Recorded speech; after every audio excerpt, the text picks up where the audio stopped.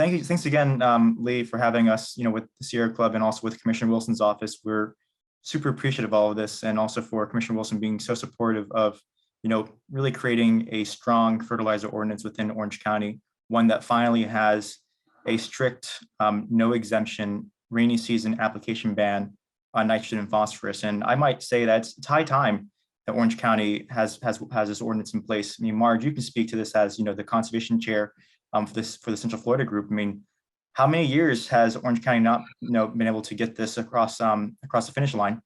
Oh, it was 2009, 2010 was the original um, ordinance, and disappointing then. And I was chased very aggressively by a fertilizer company who took every word that I said to heart. But yeah, and then in 2000 and what, 5 or 15, no, excuse me, 15, whatever it Yeah, was. 2017, yeah. Yeah, so, well, the Sierra Club, Michael is very good organizer, and along with Chris Costello, and there is quite a history of what's been accomplished around the state.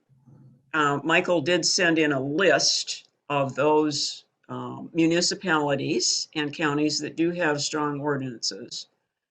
And Yeah, I believe there's a couple of Miami-Dade and was it Martin County Monroe County, that, most recently, yeah. okay, that lowered actually their application rate to 2 pounds per year, which is very, very notable. It's at the bottom end of that.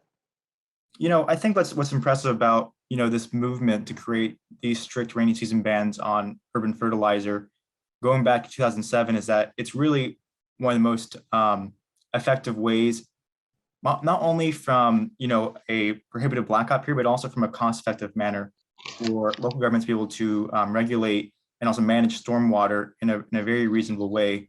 Since 2007, Sarasota County was the first county that adopted one of these strong rainy season bans. And since then, it's just proliferated across the entire state. We've seen now 16 counties join the ranks. Most recently, your neighbors not too far along the I-4 corridor to the west of in Hillsborough County passed one as well. And this is something that really is showing in these urbanized populations how you can actually prevent nutrients from leaching into our waterways. And it's something that everyone can do right from the comfort of their own backyards, right? You can just tell your fertilizer to go on vacation for the summer months, and you can basically still have green grass and green lawns by applying summer safe compliant products that don't contain phosphorus or nitrogen, and that can ensure that you still have a healthy yard.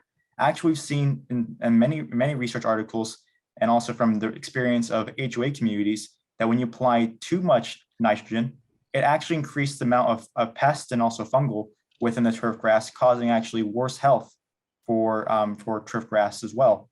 So this really is a win-win-win, right? When you look at for water quality, for turf grass health, and also for local governments, right? Because it's not putting their taxpayers on the hook for paying for costly cleanups when we have slime occur within our springs, within our rivers, and within our lakes. I think about the recent blue-green algae bloom on Lake Holden over in Orlando, where there was a public health advisory from Florida's Department of Health. And that's a recreational body that water that should be accessible to the public and should be safe. And we have to do what we can to manage the sources of pollution within our own backyards. And I think Orange County right now is finally poised to be joining the company and also the ranks of well over 16 counties and also well over 100 municipalities across the state of Florida that have shown an example of how you can manage urban stormwater at a local level. Well, thank you so much for sharing some of the history and also some of the other counties that are doing a really good job of getting their ordinances to a place that is, directly relevant to the detriments that are happening to our water bodies. I would love to learn a little bit more about your perspective when it comes to the pushback that we've had so far from landscaping companies, from golf course companies, and different big industry companies that are basically trying to say that, the 2 pounds is not enough, and that what's going to happen is, individual residents are going to go out to the store and buy fertilizer, probably the 50-pound bags, which is way more than you would ever probably need to use, and over fertilize to compensate for that small amount of application. So maybe you can kind of comment on some of those concerns that private industries have brought to our attention. I can start out by saying that's could be true. I think it's a scare tactic. Now, I think maybe some of the biggest problems might be the HOA boards that scrutinize very closely the turf grass. So I don't know. My gut feeling is I can't really say that, oh, they're going to run out and compensate for that. I don't know. I think they're taking a stab at it. Right, because we're preempted from the state to regulate what goes on the shelves at stores. So we try within at least Orange County to do education opportunities for individuals to learn how to properly fertilize their grass. But really, I mean, 2 pounds is enough, especially if you have not that thick St. Augustine grass. If it's patchy and there's areas of sand or maybe some weeds and you're just trying to get your grass to a place, I think the leaching issue is really something that needs to be brought up as a counter conversation to what these industries have come to use counter studies to say, right? They're trying to say that per their scientific papers that, the grass would have enough capacity to absorb a lot of the nutrients at that 3-pound to 4-pound rate, but not all grass and not all lawns are created equal. So, I just feel like this fight has probably been fought in so many other counties, and I'm just curious to see like what else you have heard and what counter arguments you've seen across the state. Well, I can offer some insight on that. When you refer to the Green Industry's Best Management Practices Handbook, which is a handbook that is dedicated for lawn care and also landscape management professionals, right? And you look at recommendations that come from IFAS, that come from Florida's Department of Environmental Protection. It's very clear that when you have over a 1/4 inch of rain, that's when you begin to see leaching beyond the root zone of turf grass. And now let's think about that. A 1/4 inch of rain in a single period of time. How often does that happen during the rainy season here in Central Florida? Almost every single day, no? Yeah. I mean, you guys have lived here your entire lives, and I grew up over in Volusia County, and I can tell you that in Central Florida, we get rain events like that all the time. So it doesn't make any sense, right, for us to not follow those very minimum best management practices that are recommended from DEP, and that we know that will prevent that if we don't have a strict rainy season ban, that we're going to see leaching into our waterways as a result. It should be noted also that, when you have excess fertilization of onto turf grass, it's not healthy for the actual root zones for those turf grasses as well. Like I said before, we've seen eyewitness accounts from different HOAs that have actually fertilized less and have actually seen better health within the turf grass because they don't have as much pest infestation. They don't have as much things that are actually hurting the turf grass.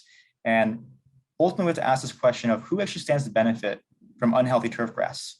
The pest management companies do, right? So these pest management companies are the ones who really want to see unhealthy turf grass, because that way they're actually called out by your HOA, by your homeowners who have luscious lawns, right?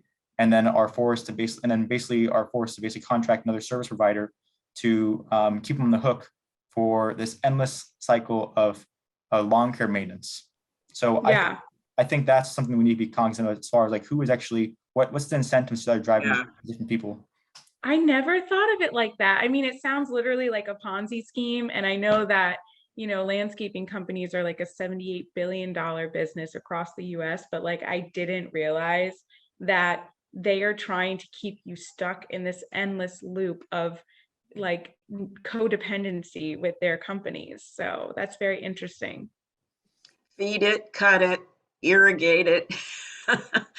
Yeah.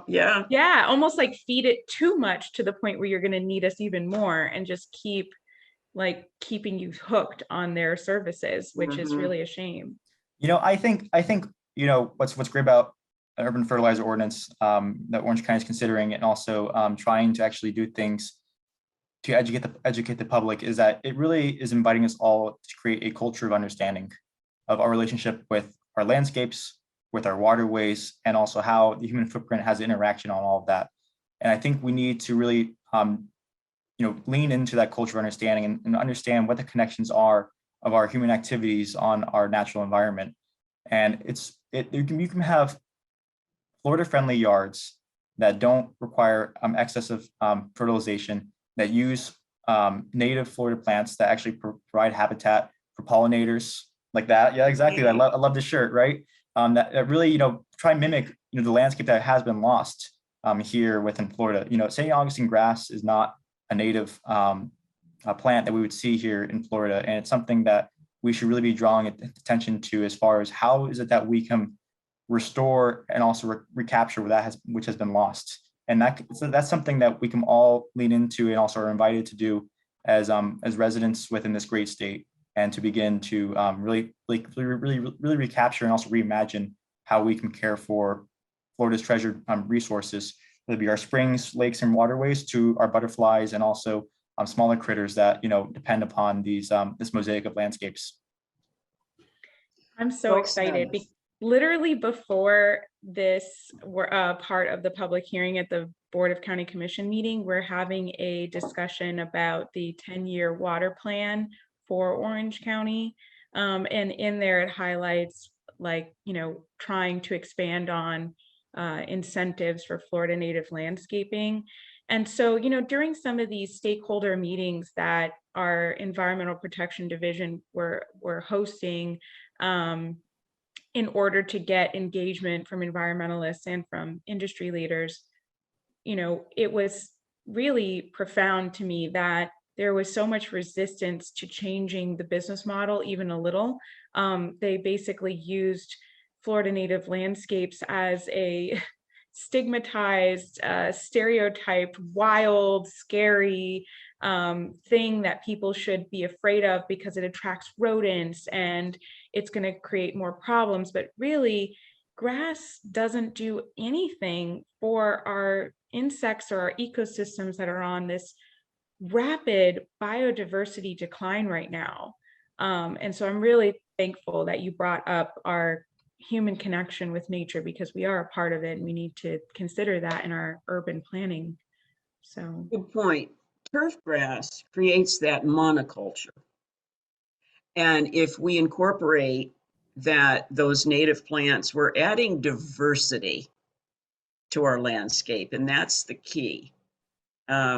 So, yeah, there's such a decline now, true with global warming and the changes, and we're losing that habitat. The more we develop, and the challenge is, we've got Vision 2050, which is Orange County's update to the Land Development Code. And those of us that promote those urban densities, it's kind of a catch. If you promote those densities in your urban areas to save your rural habitat and your conservation corridors, then it becomes even more important to try to add that diversity back in. And so I know Mayor Demings is looking to incorporate the Florida-friendly landscape techniques, which is very important. They're not all natives, but hey, they're not invasive, and they can be drought tolerant and pest resistant. And that's what we should be looking to as we move to the future. Wonderful. Well, I want to talk a little bit about the nitty-gritty of this ordinance because I feel like this video will serve to educate people on what's going on with Orange County in a comprehensive way, but also for this ordinance specifically, where some of the strengths are and where some of the flaws are within this ordinance. Because I really want people to know that this is just one step to a much bigger plan. Can you talk a little bit about how this ordinance compares to the beginning process of when the first draft of the ordinance was sent out? Sure, we can talk about that. I think what Orange County has right now is a strong fertilizer ordinance to begin with, right? So let's just be clear about that. If we're going back to like what the 2017 ordinance was, and we're comparing 2017 ordinance to the October draft ordinance to what we have right now in January, there are some significant improvements. First of all, the 2017 ordinance, if I'm not mistaken, only had a 15-foot fertilizer free zone where you could not apply fertilizer at any time of the year to a nearby water body. This latest draft, the January draft, has a 25-foot fertilizer free zone, which is actually tied for the highest in all of Florida, right? Only Miami-Dade, and also some counties along the Indian River Lagoon have 25-foot fertilizer free zones. So that's something that should be lauded very much for Orange County, and you guys should be very proud of that, to say the least. Another strength of this ordinance is that it does lower the amount of fertilizer that can be applied per 1,000 square feet during the non-rainy season. We would love to see it be at 2 pounds per 1,000 square feet, which is the lower end of the green industry's best management practices recommendations for St. Augustine grass. 3 pounds, is still improvement over the previous ordinance from 2017, which had a 4 pound per 1,000 square feet. So that's still, a significant amount less of nitrogen that's being applied to people's yards as well. And the last thing really that's so pivotal to understand and also so important, I cannot stress this enough, that the ordinance contains now, is that it does contain a strict, no exemption, rainy season ban on the application of fertilizer containing nitrogen and phosphorus, which the previous drafts from 2017 and also 2010 did not contain. They exempted certified applicators, professional landscapers or fertilizer companies and lawn care professionals, allowing them to basically take a training that was provided by FDEP, and essentially you could fail every single question related to turf grass and also to fertilizer on that training and still become a certified applicator, basically making it the ordinance impossible to enforce or to ensure compliance within all this. And now these certified applicators, who are the biggest polluters when it comes to urban fertilizer, are going to have to comply with everyone else and have to follow the same standards as everyone else as well.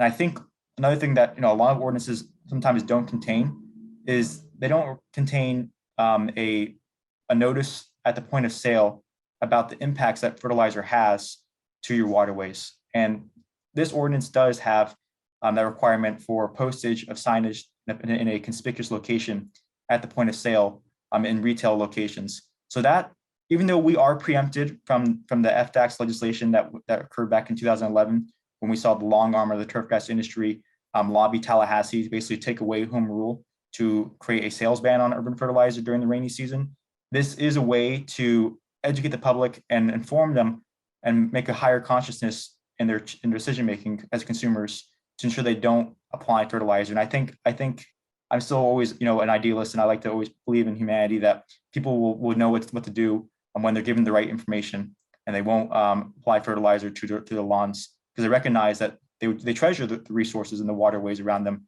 and they want to make sure they can protect that and be good stewards of this earth as well. So I think those are, in my opinion, some of the highlights of the ordinance as it's currently drafted. Marge, I'm not sure if you have other things you wanted to share. Just to add on, thank you, Michael, that this latest go around is a follow-up to what occurred in 2017. And back when Lori Conniff was head of Orange County EPD, she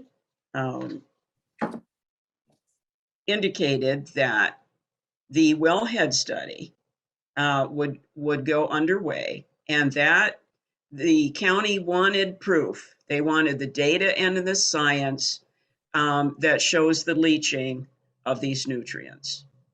And so this latest round is proof that that data is in, that there is leaching in the Wekiva River Basin and its springs area. And it was done in an area without septic tanks. So those homes are on sewer and water. So just to emphasize that this latest go around is the product of data and science, and EPD is putting this forth. I think it should be noted that, when you look at, what FDEP back in 2018 did a basin management action plan for the Wekiva River Basin and Rock Springs.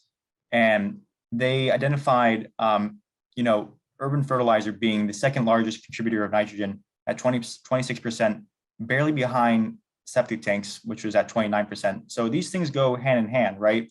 And it's really, when you think about making good on that recent investment for $40 million from Florida taxpayers to do septic to central sewer conversions within the Wekiva River Basin, this is making good on that investment for clean water. This is the other end of these comprehensive protections we can put in place from local government to make sure that we make good on our taxpayer dollars and our investment for clean water, so we can actually do everything within the jurisdiction and also power of local governments to really manage and also solve this problem from multiple prongs. So I think that should be considered as well when we're thinking about how can we create straightforward, effective, and also equitable methods for addressing our water quality issues and also crisis that we have across the state.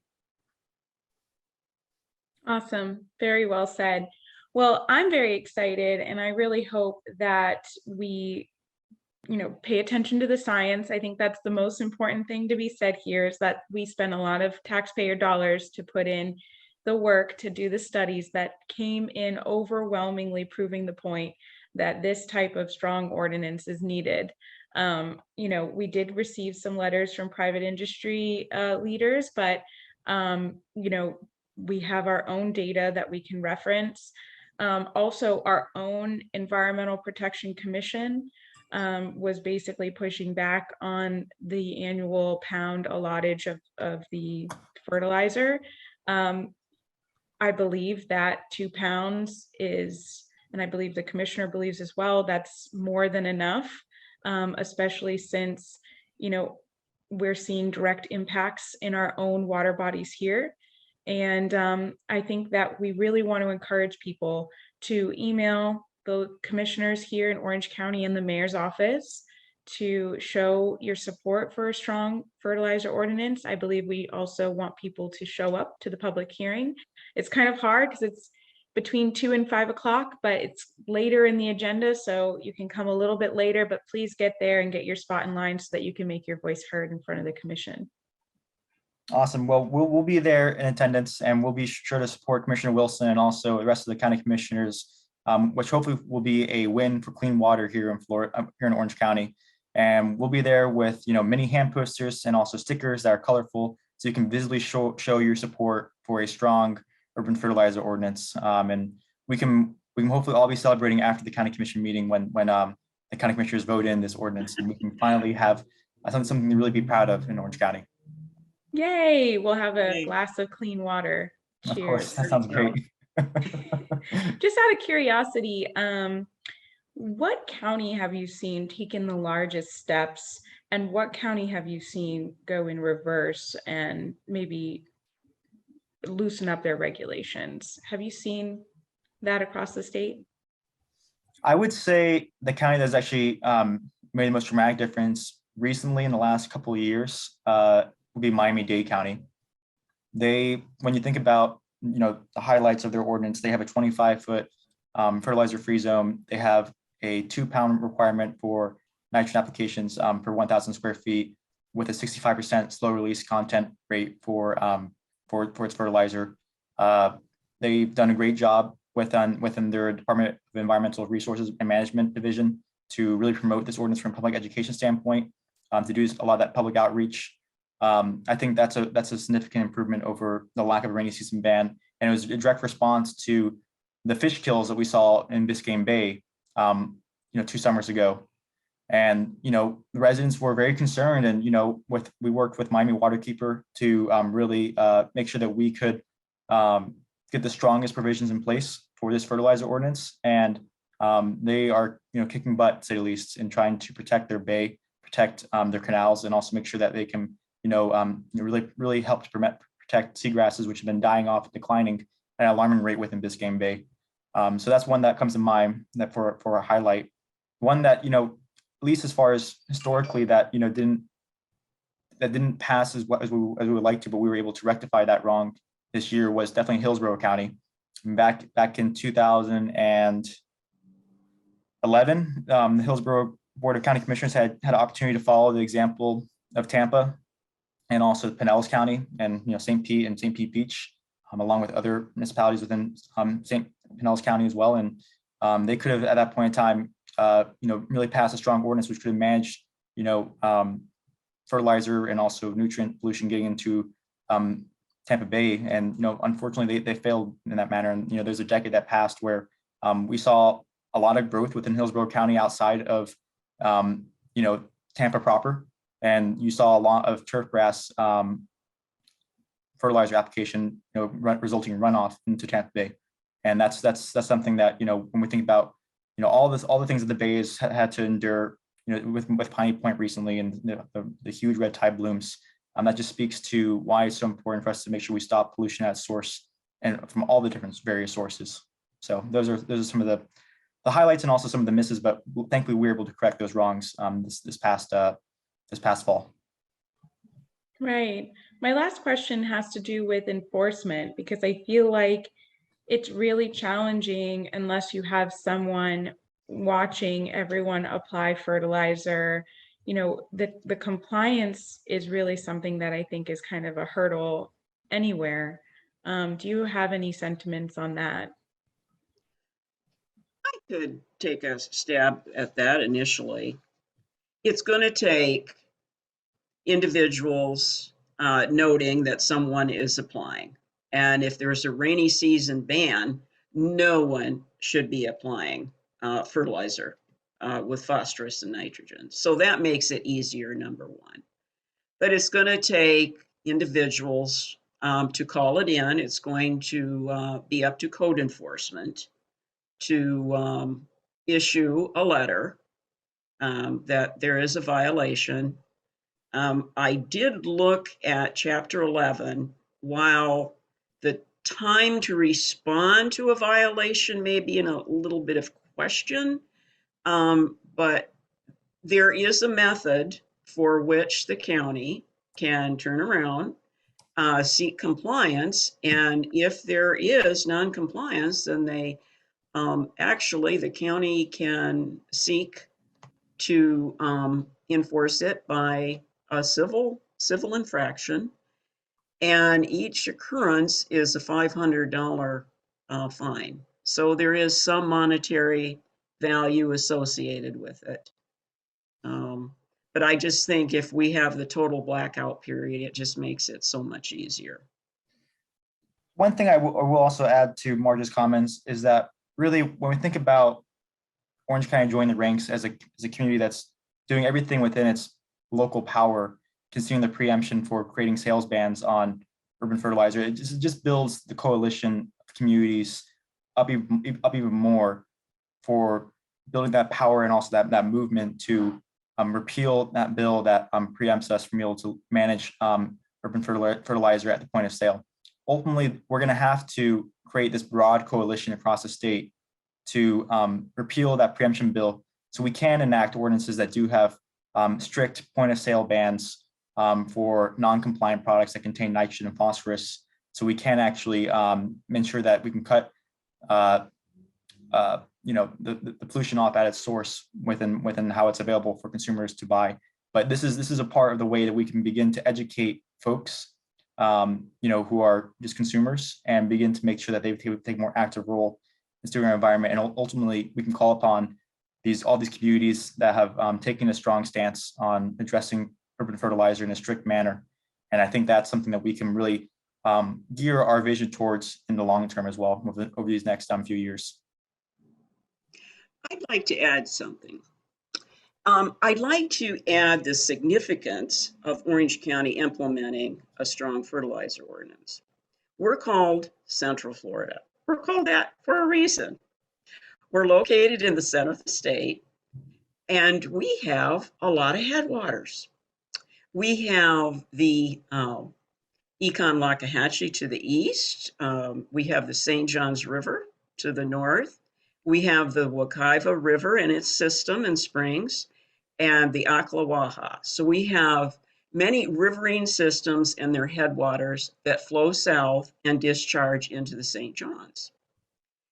We have a very pivotal area just in South Orlando that flows to the Florida Everglades. We have the Kissimmee hydrologic system. Shingle Creek flows into that.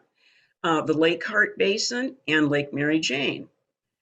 We've got significant development coming up and appearing now in what was originally known as the Innovation Way Corridor down near Lake Nona and that area. I am the group, the Central Florida group representative or delegate to the Everglades Coalition. And I can tell you the monumental effort and funding dollars to restore that water quality. President Biden just awarded $1.1 billion for Florida Everglades restoration. So we have waters that flow south and waters that flow north. And that's one reason, very big reason, to send cleaner water everywhere. Mm-hmm. Yeah, it's kind of like we're the lungs right here in Central Florida, just pumping the life's blood, AKA water, the root of so many ecosystems here throughout the entire state. And so it's kind of our responsibility to be leaders in championing strong fertilizer ordinance language, among many other things, and I think what I was trying to get across at the stakeholder meeting, where I wasn't really as sweet and nice as I am right now, when people were trying to accuse migratory birds of pooping too much and causing algae blooms, but that's another story. One major thing is I tried to say that there's an opportunity here when there's a crisis like algae blooms and fish kills. There's an opportunity to become industry leaders in diversifying your services. And we have so many incredible local native nurseries that we could be supporting.